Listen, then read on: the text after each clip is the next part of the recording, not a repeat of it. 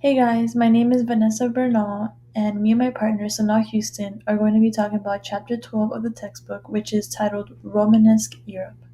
As for the introduction, Romanesque Europe, also known as Roman-like, a time period between transition of authentic Roman art to modern art of that time with reminiscence to the Europe Empire's time period. In this chapter, we'll be exploring the different artworks made during the Romanesque time period. These Romanesque art pieces include churches, vaults, and many more incredible artworks. Ideas. We have four. One was that Romanesque desired medieval art that appeared to be Roman-like. The second key idea is Romanesque art during this time used an abundance of colors and different stitchings within the artwork. For the third key idea, during this time they cherished Christianity, especially since it was just now growing in society, and they looked to preserve it as much as possible through the artwork. And then lastly, the places of worship for the various religions, mainly surrounding Christianity, contained places of worship for art pieces. Here are some of the vocabulary words that may be mentioned throughout this presentation. Here are the following artworks that we're going to be talking about in this presentation. The first one being Hildegard of Bingen. The second one is Rainer of Hoy. The third one is the Berry Bible. And the last one is Bayeux Tapestry. Okay, so for this artwork, it's called Hildegard of Bingen.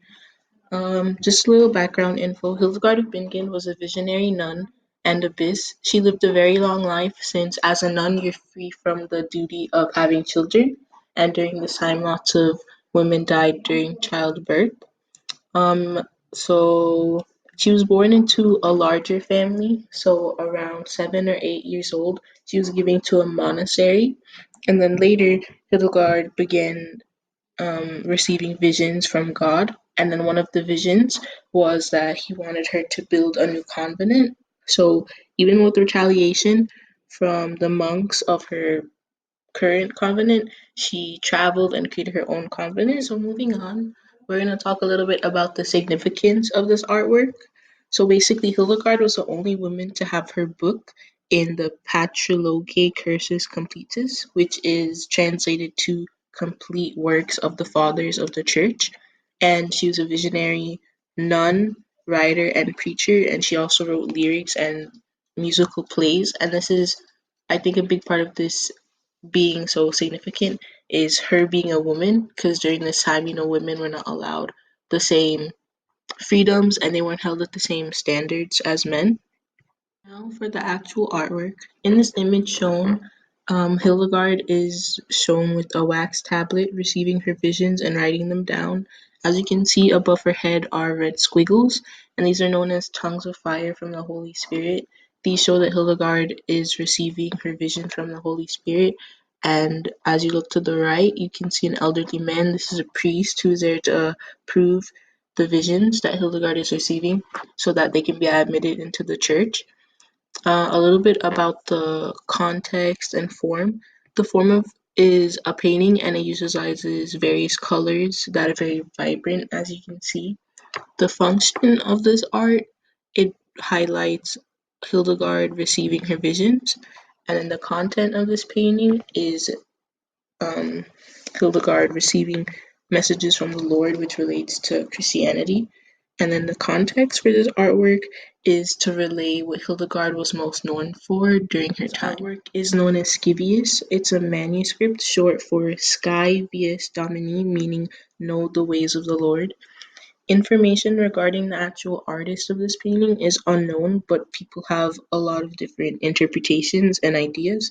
Some believe that it could have been unknown male scribes because during this time, as you know, women were not held to the same standard as men, but there's no evidence of prejudice against women. So others believe that it could have been nuns under Hildegard who painted this. And then another proposal is that Hildegard was the actual designer. Some believe that although she may not have been able to create the whole painting and detail it, some believe that she could have been a significant influence in the creation and overall idea of this. Okay, so moving on to the next art piece or artwork. This is called Rainier of Hue.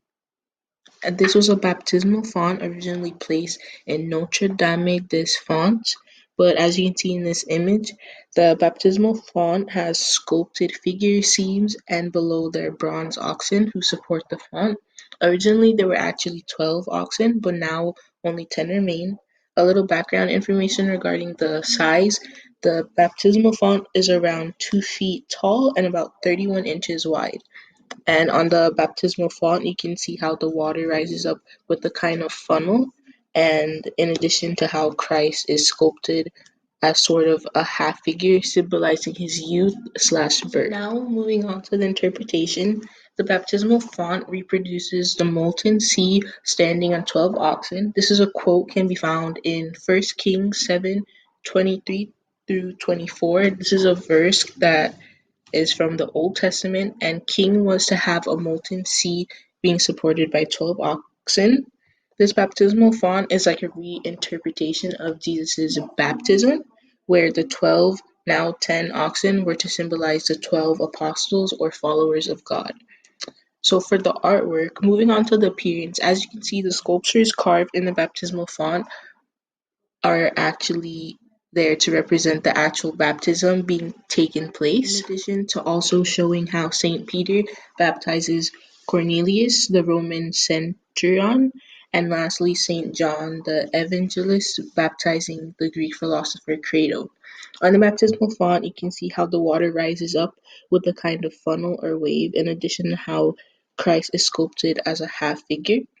This is signifying his youth and also emphasizing that he is just now being brought into this world. As you can see above him, there you can see God's head, and then also with the dub of the Holy Spirit, which emphasizes the significance of the occasion because in Christianity, the Holy Spirit is a very symbolic person that plays a big role in many Christians' lives. As you can see in the image, the baptismal font is a very symmetrical appearance, given that there's a fairly even amount of figures on each side, so it's very well balanced to the eye.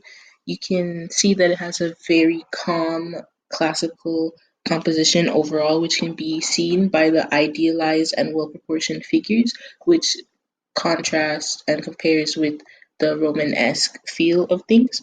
The form of this baptismal font utilizes various textures to bring the story to light along with various techniques. The function is Christ's birth and to really just convey the whole moment to the audience. The content of this work is a calm classical composition to recreate a significant moment in this history for Christians especially. And then the context of this artwork is the reinterpretation of Christ's birth. Next up is the Berry Bible. The Berry Bible is a giant book that was written at Bury St. Edmund and enlightened by Master Hugo. It shows two different scenarios, both separated by registers, from the Deuteronomy, which is the fifth book of the Jewish Torah. It is also framed by leaf motifs. The top scenario depicts Moses and Aaron. Moses and Aaron were brothers. Aaron was believed to be the founder and head of the Israelite priesthood, while Moses led Israelite away from Egypt. Moses was proclaiming the law to the Israelite. It can be seen that he is shown as a prophet with horns. In the lower panel, Moses is shown pointing out the clean and unclean beasts. If the viewer looks more closely at both images, they can see that the gestures are quite slow and gentle, almost as if the movements are gliding. In the lower panel, there was less movement, but Hugo still achieved his goal of draped limbs, light shading, and ladder-like folds. The next art piece we're going to be talking about is the Bayeux Tapestry. The Bayeux Tapestry is one of the most well-known and famous English Romanesque art pieces. It is a one-of-a-kind of medieval art. A common misconception is that it is a woven tapestry, when in fact it is an embroidered fabric made of wool and sewn-on lines. Surrounding it, the border is made up of a combination of real and mythical creatures that can be found in contemporaneous books. The writing that is seen underneath the border is an explanatory Latin sewn-on text. This tapestry is approximately 20 inches high and 230 feet long. It is a continuous photographic narrative of vital moments of England's history and also the events prior to them that leads up to it. The techniques utilized in this tapestry were from Norman or English women. They include two types of stitching: stem stitching, which are short and overlapping strands of thread from jagged lines, and also laden couch work that creates solid colored blocks. It also includes a mix of 8 colors of dyed wool yarn. These colors are 2 shades of blue, 3 shades of green, yellow, buff, and terracotta red. The embroiderer of the Bayeux tapestry purposely left the natural color of the line as a background color. Stem stitching, which is one of the techniques that were used, really distinguished the contour of the figures and buildings, while the clothing and animals were laid in content surrounding this tapestry is 2 episodes of the epic tale. This image shown right here shows the first detail, which is a procession of the funeral of King Edward's. The hand seen above the architecture depicts the hand of God, which points to the church where King Edward was buried. This church was one of the first Romanesque buildings in England, so for this reason the embroiderer spent a long time on the details within this building, such as the imposing crossing tower and the long nave with tribunes. This is the second detail. Here the viewer can see the Battle of Hastings in progress. On the far left it is seen that the Norman cavalry cuts down the English defender. The bottom shows the dead and the wounded of this battle, while the upper continues the same pattern of mythical creatures as seen in the first detail. This tapestry is set apart from the rest for the reason being that it is depicting with a full-on detail an event at a time shortly after it occurred.